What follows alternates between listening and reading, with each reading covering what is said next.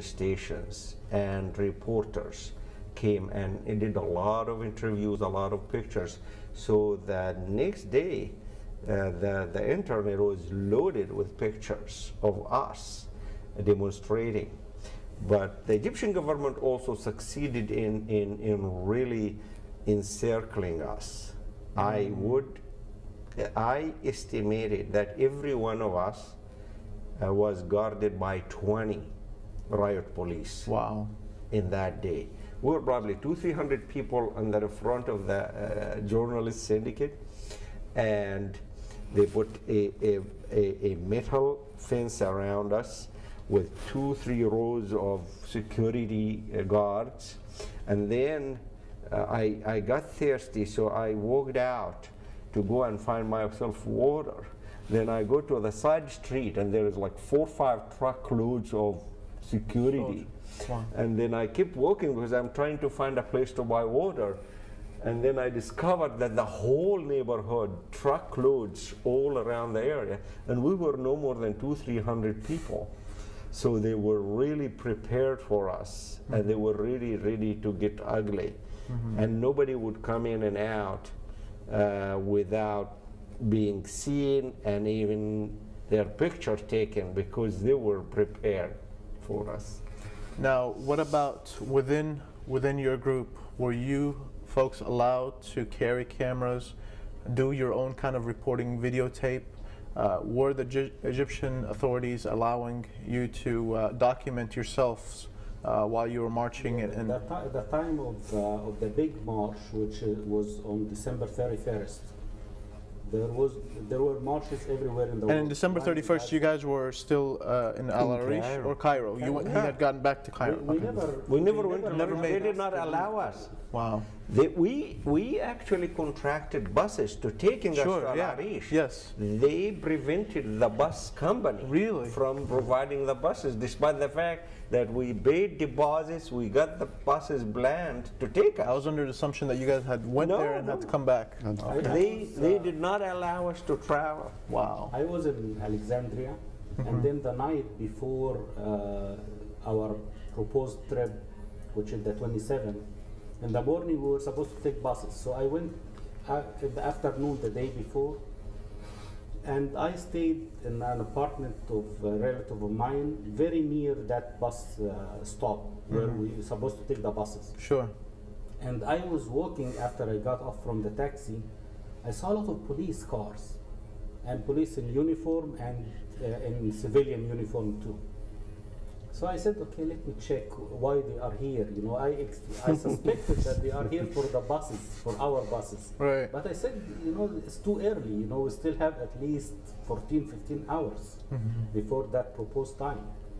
And I stopped at like a convenience store, and one of those police was buying something. So I started chatting with the owner of the shop and letting the policeman hear me. Just to see what his reaction would be. Yeah, and then he started getting into the conversation, and said, why there is a lot of police? Of course, I'm talking Egyptian slang, so he didn't suspect that I'm one of those foreigners coming. So he said he said something astonishing. After some talking with him, he said there are some Israeli spies are coming here to take buses, go to Sinai, and we're going to prevent them. Israeli spies.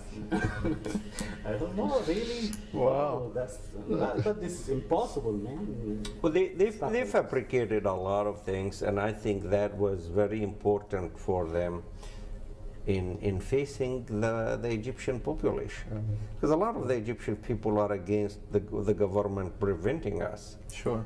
So some of the even government media, they talked about us.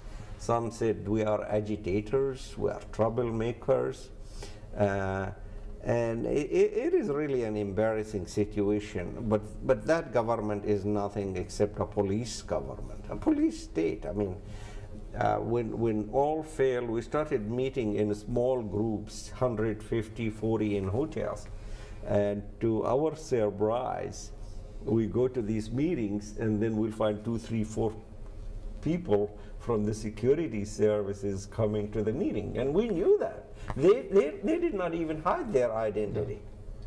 So it was a complete plan to control us, confine us to Egypt, prevent us from going where we wanted to go. It was a clear cut plan, and no doubt about it. Prevent us from doing anything, actually. They Exactly. didn't want us to do anything in No Cairo. videotaping. Even that day of the demonstration, the big demonstration in the Tahrir Square for Egyptians and people who visited Cairo, they know this is the most crowded square in Cairo in terms of traffic. This huge square, and there is the Egyptian Museum is across the street in one part of it. So it is a very busy area. And the organizers of the march decided to have the march there because they are mainly, you know, maybe I'm the only one who look Egyptian in the group, but mainly all the others are recognizable if they go anywhere. So the choice of that place was good because a lot of tourists are in that area because of the museum. And Right. so they decided that we just go as tourists, and at 10 o'clock sharp, we will gather in one spot and start the demonstration. As a way of, you know, trying to get it started before the police, you know, prevent it. And it started on time. Actually, we have some videos. Maybe Okay. Nisma can start showing it in the background, and we can comment on it. And it started. It was not a surprise, of course, because we were exposed. You know, security. We were completely exposed through emails, through people attending meetings. So they knew that we were doing this, and they had a lot of police in there.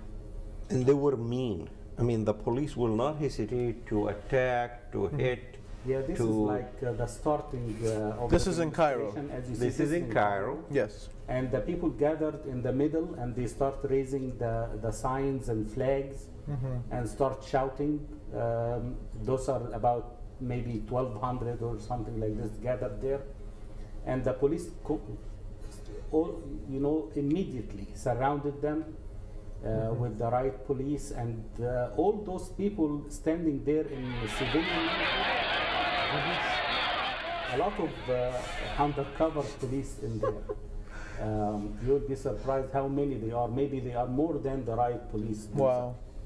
And they completely surrounded the group, and to prevent them from moving from that place. And as you will see in the next couple of minutes, that they will start pushing everybody to the sidewalk. Actually, Mr. Brown was manhandled by some of them. I wonder if that shot will be shown here. Yeah, or I not. think it will show It this is. one. You'll and see him when another they manhandled him. It is actually, those videos are all on YouTube Okay. for Yep, they are available. for people who want to watch it in full. They can watch it on YouTube. Okay. A lot of other videos too, and we have another video also for Viva Palestina when we come to that point.